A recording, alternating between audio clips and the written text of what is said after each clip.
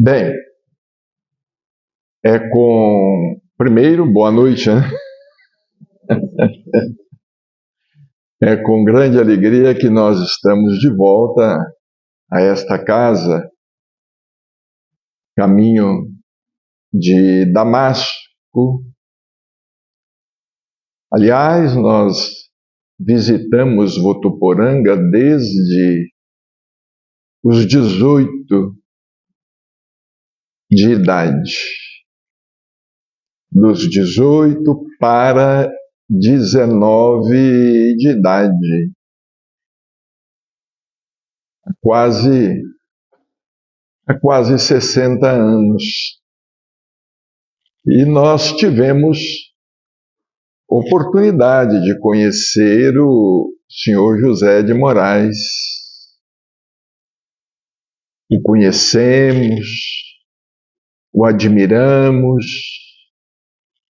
conhecemos a sua família, o seu filho, o Nelson, que sempre comparecia às nossas palestras, algumas feitas no Emanuel, muitas feitas no Bezerra de Menezes, e aqui nesta casa estivemos algumas vezes, poucas, mas temos acompanhado a certa distância o trabalho do Aguinaldo, o trabalho que o Aguinaldo vem desenvolvendo em prol da divulgação da doutrina. Ainda agora conhecemos aqui o terreno ao lado, onde será construída a nova sede, com maior espaço para os frequentadores. E, igualmente, admiramos o Aguinaldo pela perseverança, pela persistência, pelo amor ao ideal. Realmente nós não nos recordávamos de 2003, em Uberaba, no Lar Espírita Pedro e Paulo, da mensagem de José de Moraes. Então é com muita alegria que nós estamos aqui, abraçando a todos espiritualmente. Queremos cumprimentar o coral, muito afinado. A música realmente nos faz um grande bem e, vamos dizer, higieniza o nosso ambiente íntimo. Mas nesta noite, nós vamos fazer uma pequena reflexão. O Dr. Inácio Ferreira, fomos amigos do Dr. Inácio durante muitos anos, em Uberaba, e o Dr. Inácio, ele é um espírito de grande capacidade, e ele tem escrito obras, não apenas falando a respeito da vida, do outro lado da vida, mas ele também escreve algumas obras por nosso intermédio, refletindo sobre os versículos do Evangelho, refletindo a respeito das palavras de Jesus, das palavras e dos feitos do Divino Mestre. Neste livro de sua lavra, livro que nós particularmente consideramos muito precioso, Saúde Mental à Luz do Evangelho, o Dr. Inácio Ferreira, ele reflete a respeito de alguns versículos do Evangelho. anotados pelos 4 evangelistas, por Mateus, Marcos, Lucas e João. Aqui no capítulo 58, intitulado Apenas um se curou, ele reflete do Evangelho de Lucas, capítulo 17, versículo 15. Um dos 10, vendo que fora curado, voltou, dando glória a Deus em alta voz. Ele se refere ao episódio dos 10 leprosos que foram curados por Jesus. Jesus estava atravessando uma aldeia porque ele estava sempre em movimento, como nos dizia Chico Xavier. Jesus pregou o Evangelho em fuga, porque ele não podia se demorar nos lugares, porque era perseguido, e sua prisão já estava sendo cogitada pelo Sinédrio. Então ele vivia pregando o Evangelho em fuga, como nos disse Chico Xavier. Às vezes, às margens do lago, ele pregava à multidão, alguém avisava que os soldados vinham chegando para prendê-lo, ele tomava o barco e atravessava para o outro lado. E foi assim, durante os 3 anos, dos 30 aos 33 anos. Foi assim que ele pregou a Boa Nova. E praticamente não podia dormir por 2 noites consecutivas no mesmo lugar, na mesma casa. Porque ele sabia que a sua prisão seria questão de tempo. Ele estava atravessando uma aldeia e ele já havia curado a muitos. O seu nome começava a se espalhar por toda a Judéia. E ele já começava a ser apontado como o Messias, o que contrariava os judeus ortodoxos.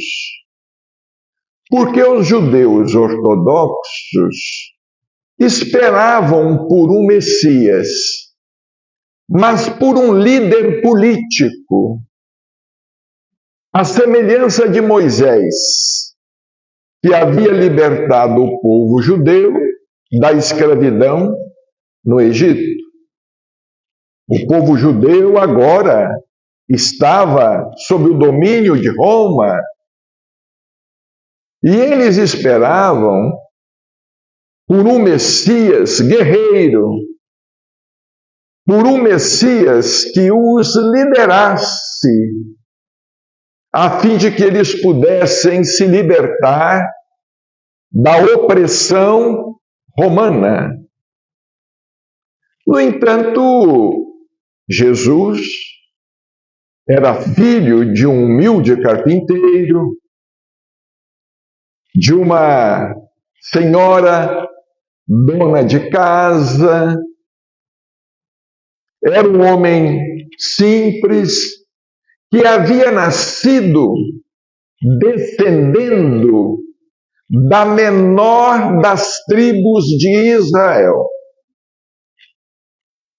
Israel era constituída por 12 tribos. A menor das tribos era a tribo de Judá. E foi da menor das tribos que Jesus nasceu. Além de nascer numa estrebaria, de ser acolhido em uma manjedoura. Jesus atravessava aquela aldeia. E os leprosos, à época, eles eram verdadeiros párias, porque a lepra, hoje conhecida como hanseníase, a lepra não tinha cura. O leproso estava condenado à morte e ele era obrigado a se isolar da sociedade. E ele andava, inclusive, com um pequeno badalo amarrado à cintura para anunciar a sua presença, para que as pessoas pudessem fugir de sua presença. Porque a lepra era contagiosa, nada se conhecia a respeito. E 10 leprosos, eles viviam sempre em grupo. Eles viviam nos vales, nas montanhas, nas cavernas. Eram verdadeiros mendigos. Aqueles 10 leprosos haviam ouvido falar que Jesus restituíra a visão aos cegos, que ele fizera paralíticos andar e que inclusive ressuscitara mortos. Então eles, como derradeira esperança, resolveram ir até a presença de Jesus. Vejamos bem, eram 9 judeus e um samaritano. O samaritano também era judeu, mas os judeus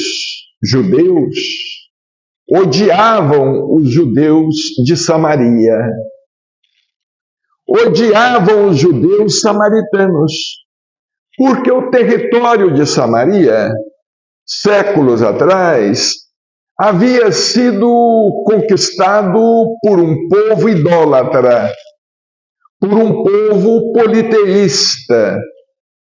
E os samaritanos, a fim de sobreviverem, eles tiveram que adotar os outros deuses, os deuses dos invasores. E, portanto, eles eram considerados impuros. Os judeus evitavam até cruzar o território dos samaritanos. Era mesmo proibido que os judeus ortodoxos cruzassem o território dos samaritanos, porque eles eram impuros. Mas vejamos, a doença nos leva à confraternização. Aqueles 9 judeus, embora o ódio aos samaritanos, aceitaram a convivência de um samaritano, porque estavam todos condenados à morte. Era questão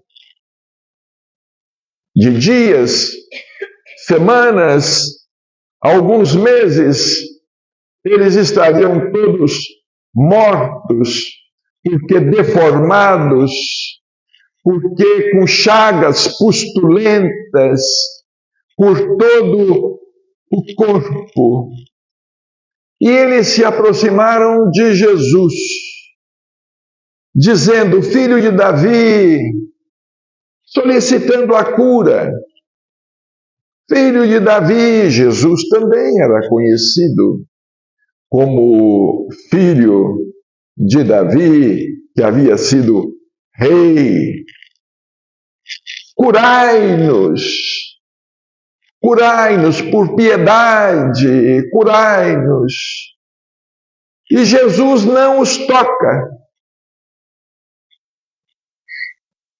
Interessante que Jesus não os toca.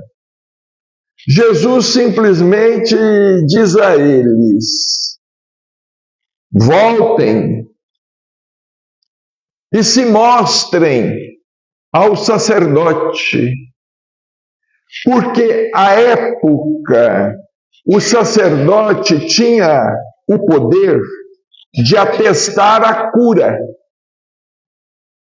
E se o sacerdote atestasse a cura, o leproso curado poderia voltar ao convívio social e voltar para a família.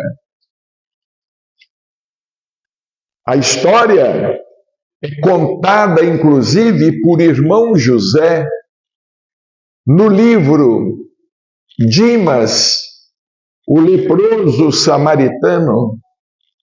É uma história muito interessante, contada por irmão José, por nosso intermédio.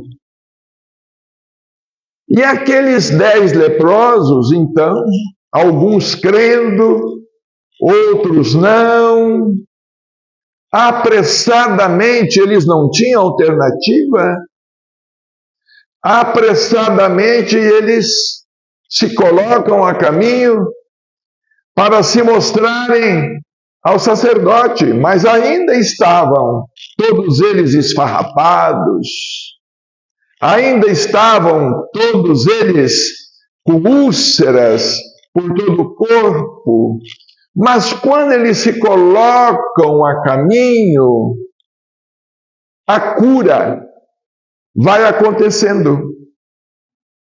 Um vai olhando para o outro, e quando eles chegam até a autoridade religiosa, que era o sacerdote, eles estavam completamente limpos.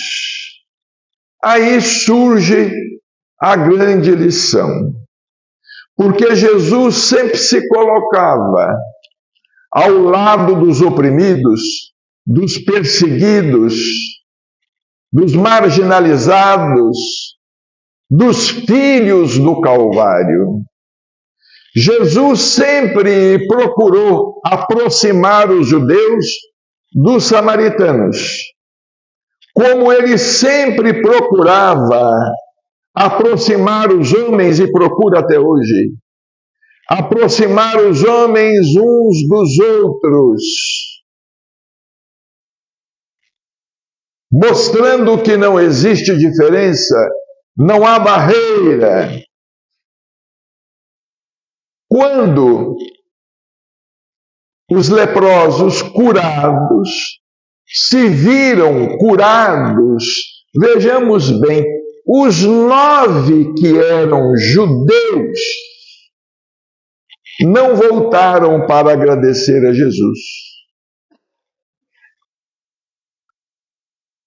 Eles se apressaram a retomar as suas antigas existências. Mas o samaritano, conta-nos, irmão José, o samaritano ainda instou com eles, para que eles, era o mínimo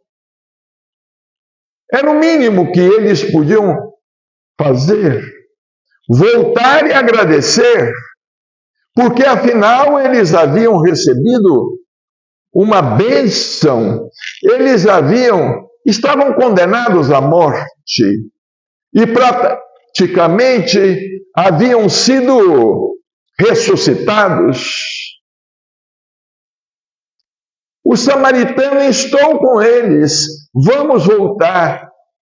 Nenhum quis voltar, mas o samaritano voltou.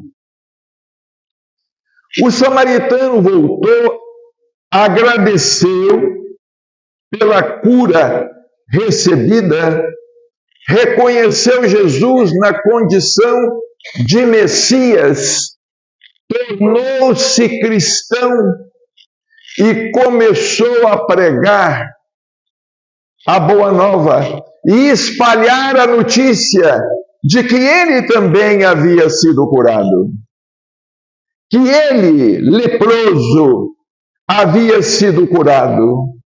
Então fala o doutor Inácio Ferreira, nesta página, apenas um se curou, e é a pergunta que nós fazemos a nós mesmos. De fato, os outros 9 teriam se curado?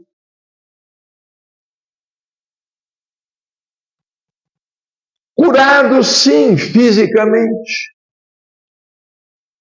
Mas teriam se curado espiritualmente? Não.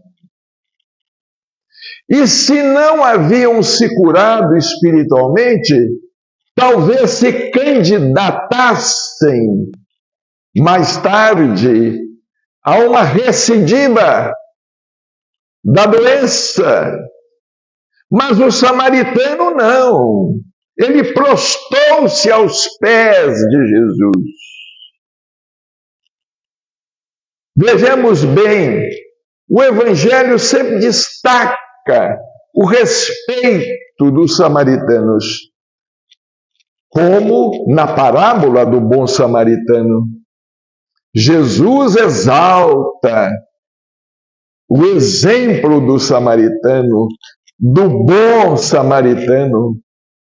Como Jesus conversa com a mulher samaritana nas proximidades do poço de Jacó.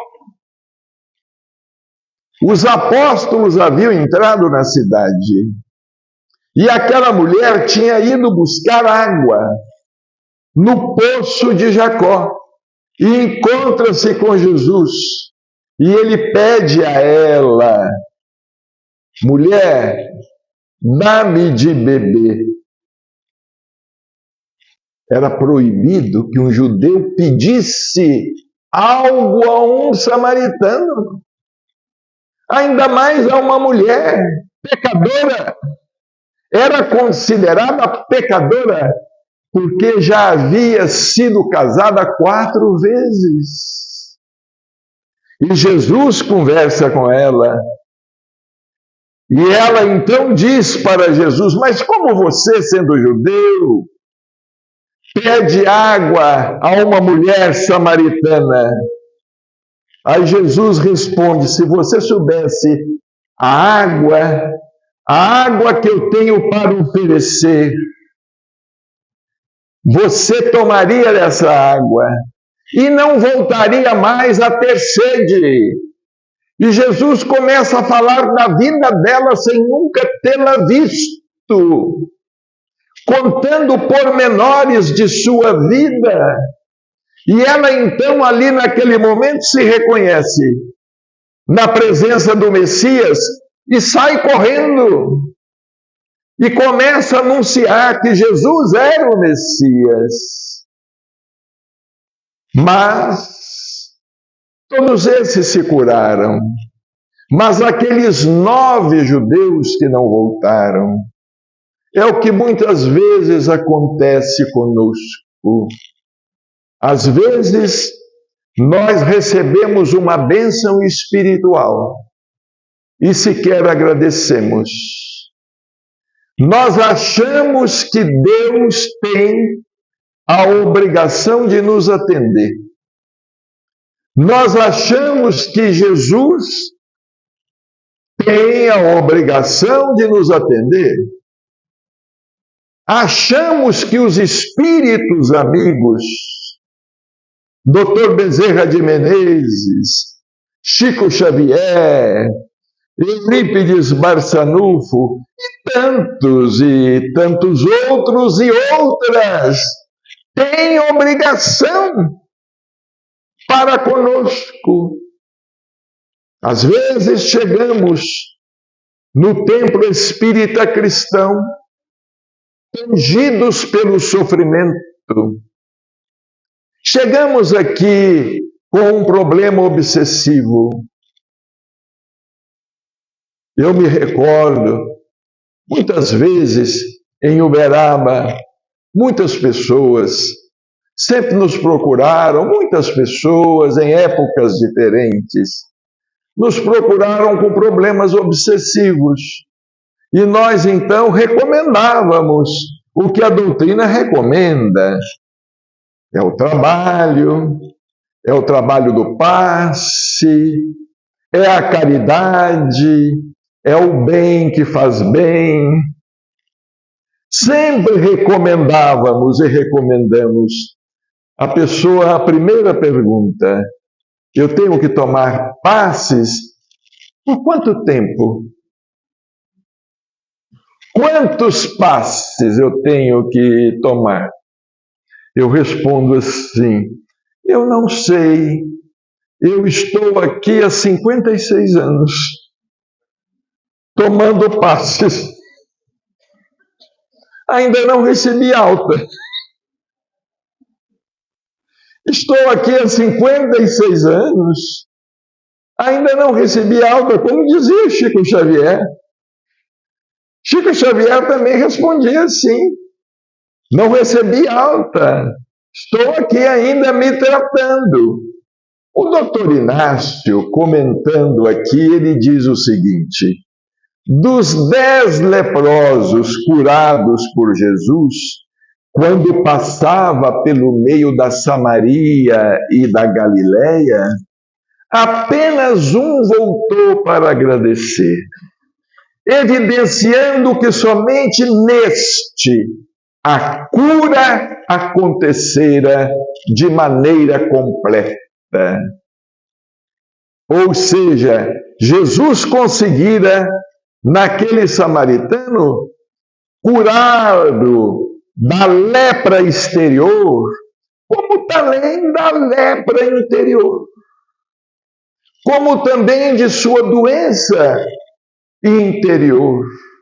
Porque a cura verdadeira não é aquela que se processa de fora para dentro, mas é aquela que acontece de dentro para fora. É aquela quando nós procuramos mudar de vida. É aquela quando nós procuramos mudar os nossos pensamentos.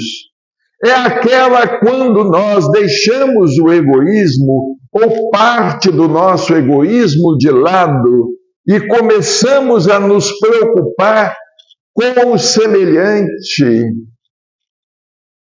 Lá em Uberaba é muito interessante. Às vezes as pessoas nos procuram no Lar Espírita Pedro e Paulo e as pessoas nos perguntam assim: aqui tem trabalho de cura? Porque se o centro não tem um trabalho de cura, é fraco. Se tem, é forte. As pessoas geralmente pensam assim. Então as pessoas nos perguntam: aqui tem trabalho de cura? Eu respondo: tem. Sem ter. Especificamente, eu respondo: temos trabalho de cura. Qual é o dia? Eu digo assim: no dia de domingo. No domingo, Que horas começa? Às 13 horas da tarde. É ali debaixo daquele telhado, mas ali ao ar livre. Ali nós vamos fazer a sopa. É o nosso trabalho de cura. Venha trabalhar. Venha trabalhar. Mas vocês aqui não têm assim um atendimento particularizado? Não temos. No centro espírita, todo dia é dia de trabalho de cura. Nós estamos aqui participando de uma reunião de cura. Nós estamos aqui e, sem perceber, os espíritos estão atuando em nosso favor. E muitas vezes, sem perceber, nós estamos aqui mudando os nossos pensamentos.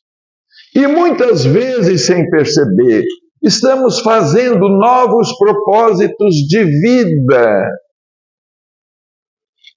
De termos mais paciência, de termos mais compreensão, de termos mais amor no coração, de termos mais aceitação das provas. Porque nós não podemos nos ver sem as provas da vida. Porque as provas da vida é que nos possibilitam promoção espiritual. Se nós não enfrentarmos dificuldades no dia a dia, por exemplo, a virtude da paciência, como é que nós desenvolveríamos a virtude da paciência sem aquele que nos azucrina quase todos os dias? Eu me lembro de Chico, uma história que ele contava. Diz ele que morava com uma pessoa numa casa, porque na casa de Chico, o Chico, na verdade, morava numa vilazinha. Dentro do mesmo terreno, várias casas. O Chico morava numa casinha. Noutra casinha, alguém que o auxiliava. Noutra casinha, outra pessoa que o auxiliava no trabalho, às vezes a governanta, o funcionário, o cozinheiro ou a cozinheira. E o Chico diz que, contou-nos que, certa vez, que alguém que morava com ele o ofendia todos os dias. Todos os dias. Esse alguém fazia a ele uma ofensa. Pela manhã, logo quando o dia começava. Quando chegava à tarde ou à noite, aquele alguém se arrependia e vinha pedir a ele perdão. Chico, você me perdoa? Perdoo, meu filho. Esqueça, você está perdoado. No outro dia era a mesma coisa. Era uma nova ofensa. E à tarde, à noite, a pessoa arrependida, Chico, você me perdoa? Perdoo, meu filho. Mas disse-nos o Chico que certa vez ele já estava assim, com tanta coisa, com tanta luta, com tanto problema, e aquela pessoa tinha feito a ele uma ofensa maior que todas as outras. Maior que todas as demais. E quando foi à noite, a pessoa veio, Chico, você me perdoa? Aí ele respondeu, você quer saber de uma coisa? Eu perdoo você pelo que você me fez, pelo que você está me fazendo e pelo que você ainda vai me fazer. Você está perdoado sempre. Porque ele sabia que não ia parar por ali. Eu perdoo você pelo que você me fez, pelo que você está me fazendo e pelo que você ainda vai me fazer. Então nós que somos pessoas comuns, espíritos comuns, embora achando que não, mas somos espíritos comuns, como é que nós haveríamos de desenvolver a virtude do perdão se não tivéssemos que perdoar? Seria o caso até de agradecer, não é? Muito obrigado pela ofensa, porque você está me dando a oportunidade de perdoar. Muito obrigado. Como é que nós aprenderíamos paciência? Como é que nós aprenderíamos desapego? Se, por exemplo, numa casa espírita, não é? Nós estamos sempre em campanha, não é? Sempre em campanha. Precisamos disso, precisamos daquilo. E às vezes a gente chega a pensar, mas lá no centro pedem demais. Lá em Uberaba, o encarregado de pedir sou eu. Eu estou fazendo um curso para que na próxima encarnação eu seja um mendigo que não tenha vergonha. Já pedi tanto que não vou ter problemas em ser mendigo. Porque já estou aprendendo a pedir. Precisamos de arroz, precisamos de feijão, estamos precisando disto, precisamos daquilo. E às vezes nós nos sentimos incomodados. Acontece que quem nos incomoda nos tira do comodismo. Quem nos incomoda nos tira do comodismo e nos auxilia a exercitar o que nós trazemos dentro de nós. E de outra forma, não teríamos como exercitar. Aquele samaritano foi curado por dentro e por fora. Às vezes nós recebemos a cura exteriormente, mas por dentro continuamos a mesma pessoa. Vai haver recidiva. Pode não ser nesta existência, mas pode ser em outra, porque não aprendemos a lição. E quem não aprende a lição se candidata ao reaprendizado. Quem não aprende a lição é candidato. A mesma lição, novamente. O doutor Inácio disse aqui, encerrando, os outros 9 foram superficialmente curados, posto que incapazes de reconhecer a intercessão da divina misericórdia. Em vez de voltar para agradecer, tudo indica que retornaram aos caminhos tortuosos em que haviam se enfermado.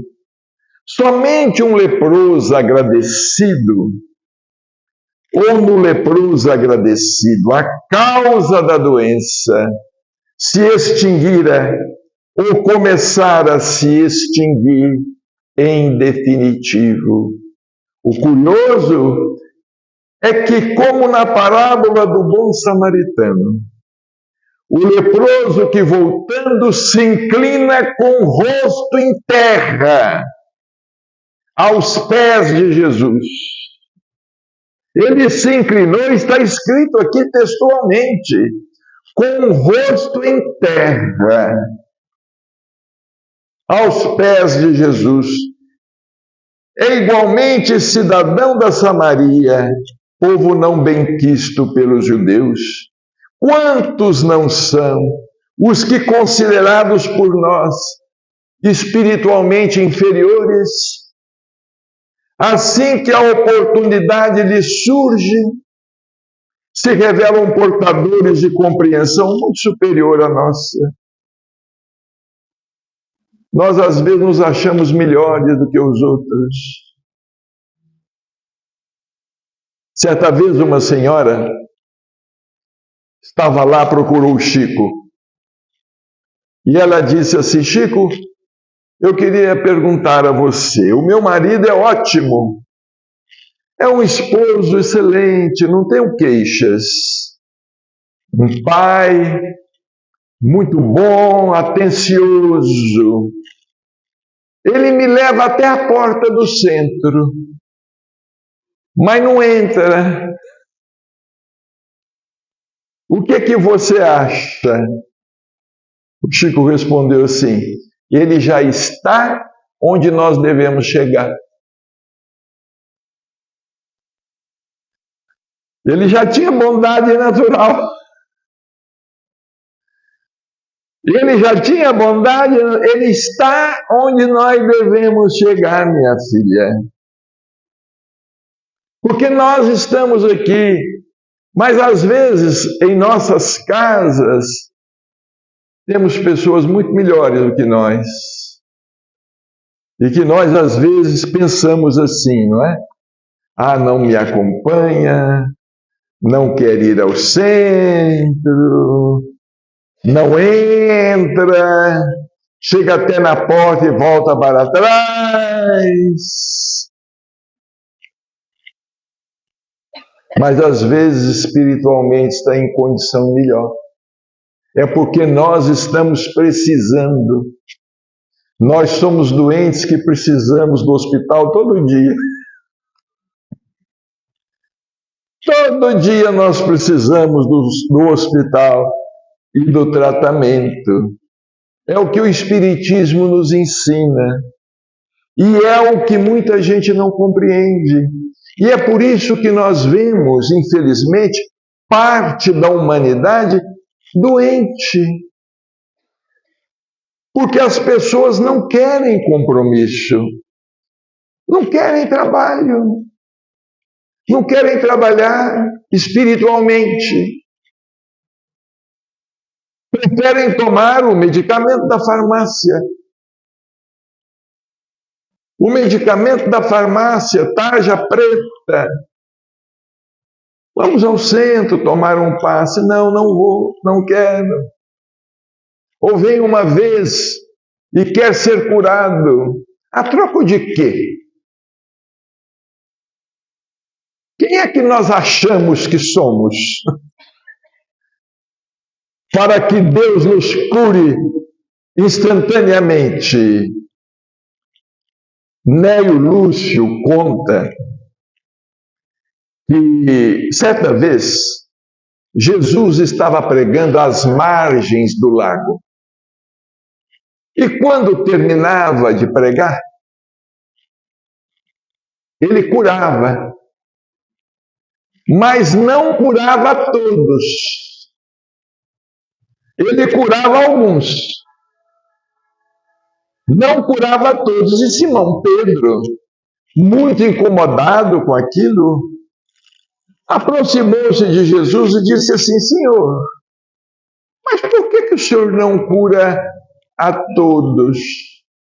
Por que o Senhor só cura alguns, não cura todos? E no intuito de satisfazer a vontade de Pedro, o Espírito conta que no outro dia, após a pregação, Jesus curou todos os doentes que estavam ali. E Pedro pôde constatar que no outro dia não tinha ninguém.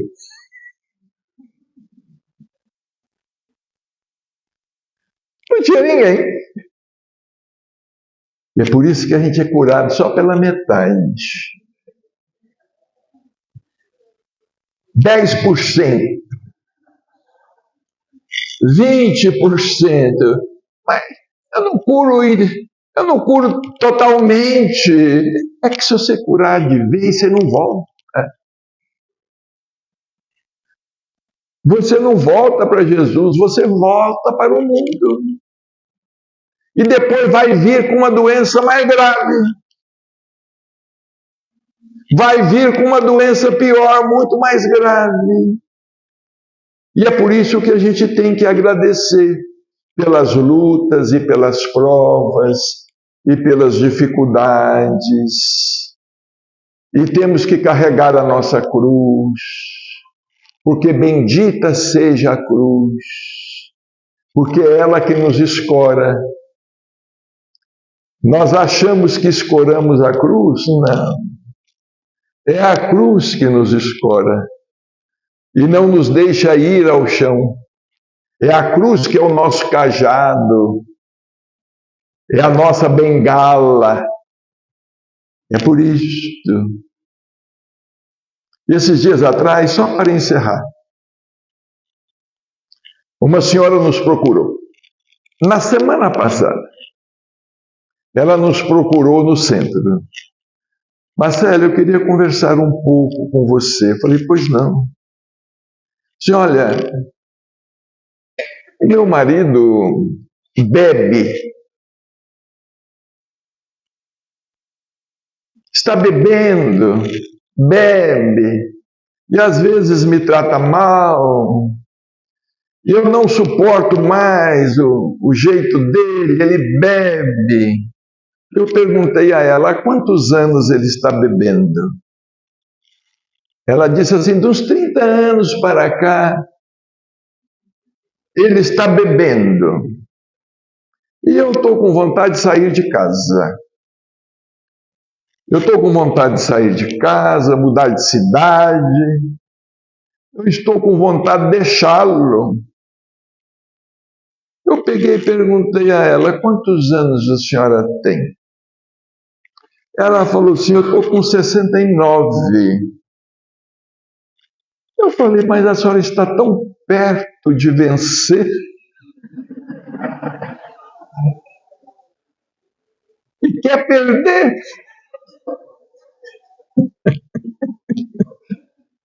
Ela me olhou, assustada. A senhora está tão perto de vencer. E ele, quantos anos tem? Ele tem 70. Eu falei, não, aguenta mais um pouco. Aguenta mais um pouco, está perto de cumprir a prova.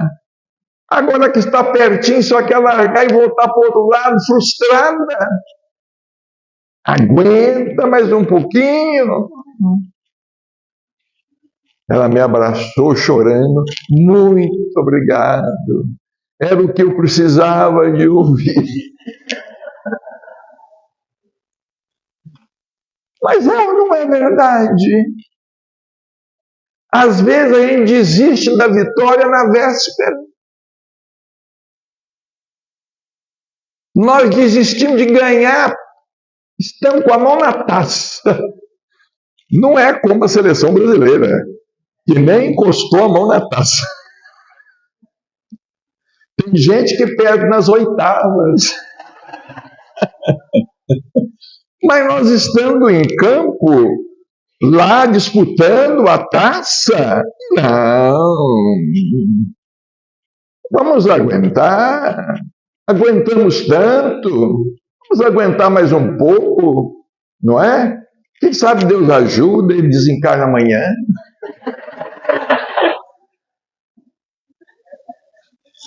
Olha, uma história puxa a outra. O Chico nos contava, vejam como são as coisas, que lá em Pedro Leopoldo tinha um senhor que ia sempre no Luiz Gonzaga, no Centro Espírita Luiz Gonzaga, e que sempre pediu uma orientação espiritual. Toda semana quase ele estava lá. O doutor Bezerra dava uma orientação pelo Chico para ele. Ele tinha sofrido uma ofensa de uma pessoa, uma ofensa muito grande, uma ofensa à honra. E a vontade que ele tinha era de matar a pessoa. Então ele ia lá no Centro Luiz Gonzaga, doutor Bezerra escrevia. Diz o Chico que na outra semana ele chegava e falava assim, eu vim buscar mais gasolina. Doutor Bezerra escrevia. Aí diz o Chico que passou um tempo, ele voltou, chegou. Aí o Chico viu e pensou que ele ia pedir mais gasolina. Aí ele disse assim, não, Chico, você não há de ver que eu passei em frente à casa do fulano e era o velório dele, ele morreu. Os espíritos aguentaram ele até para ele não se tornar um criminoso. Aí ele chegou, não preciso mais. Fulano morreu. Não é? Então que Jesus nos abençoe. Nós não desejamos que ninguém desencarne. Mas se Deus chamar, é problema dele. Não é nosso. Que o Senhor nos ampare, nos abençoe e que esta casa continue sempre assim, iluminada, abençoada e alegre, sempre com as atividades, com os companheiros que cooperam, que colaboram, que podem colaborar. E vamos pensar o seguinte: não vamos desistir, não vamos desistir da caridade, porque talvez hoje seja a última oportunidade que a gente está tendo sobre a terra de fazer um depósito que vai nos valer muito amanhã. Muitas bênçãos e muito obrigado.